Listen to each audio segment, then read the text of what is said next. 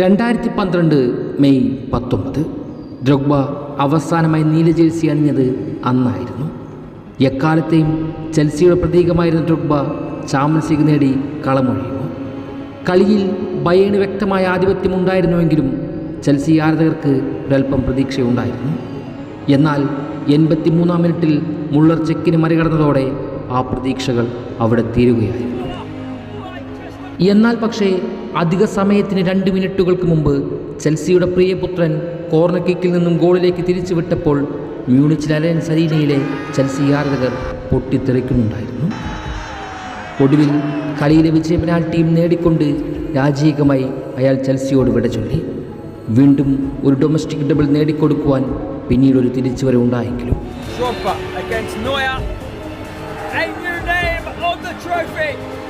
Chelsea are kings of Europe in Bayern's backyard. Roberto Di Matteo leads the celebrations. ചെൽസിയുടെ എക്കാലത്തെയും താരമാരാണെന്ന് ചോദിച്ചാൽ അത് Didier Drogba എന്ന Ivory കോസ്റ്റുകാരൻ എന്ന് നിസ്സംശയം പറയാം. ചാമ്പ്യൻസ് ലീഗ് ഫൈനൽ മാത്രമല്ല, സെമിയിൽ ബാർസയെ അവർ പറഞ്ഞയച്ചതും ഡ്രോഗ്ബയുടെ ഗോളിലായിരുന്നു. അക്കാലത്തെ ഫൈനലുകൾ ഭരിച്ചിരുന്ന താരമായിരുന്നു ഡ്രോഗ്ബ. 4 FA കപ്പ് ഫൈനലുകളിലും ഒരു കാർലിംഗ് കപ്പ് ഫൈനലിലും അയാൾ ഗോളടിച്ചു. അതിൽ 2 FA കപ്പുകളിൽ വിജയ ഗോളായിരുന്നുവെങ്കിൽ കാർലിംഗ് കപ്പിൽ ഫൈനലിലെ 2 ഗോളുകളും അയാളാണ് നേടിയത്.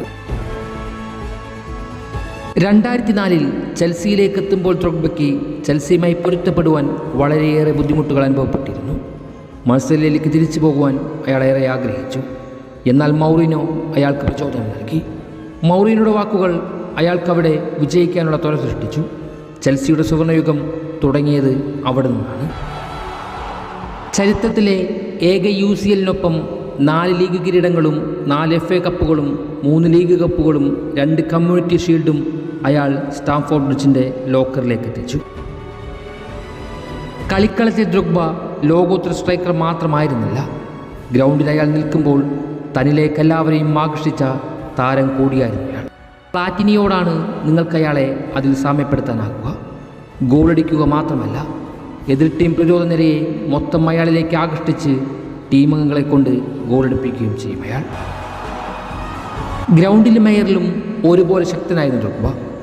4-4-2-ൽ 2 സ്ട്രൈക്കർമാരെ കളിച്ചിരുന്ന പ്രീമിയർ ലീഗ് ശൈലിയെ 4-3-3-ൽ ഒറ്റ സ്ട്രൈക്കറാക്കി മാറ്റുന്നതിൽ ഡ്രോഗ്ബ വഹിച്ച പങ്ക് അയാളെ പ്രീമിയർ ലീഗിലെ എക്കാലത്തെ മികച്ച താരങ്ങളിൽ ഒരാളാക്കി മാറ്റുകയായിരുന്നു.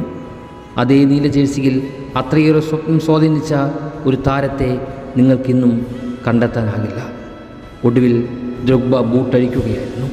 ചെൽസിയുടെ ഐവറി കോസ്റ്റിൻ്റെ എക്കാലത്തെയും താരം ഫുട്ബോളിൽ നിന്നും ചരിത്രത്തിലേക്ക് നടന്നു നീങ്ങുകയായിരുന്നു.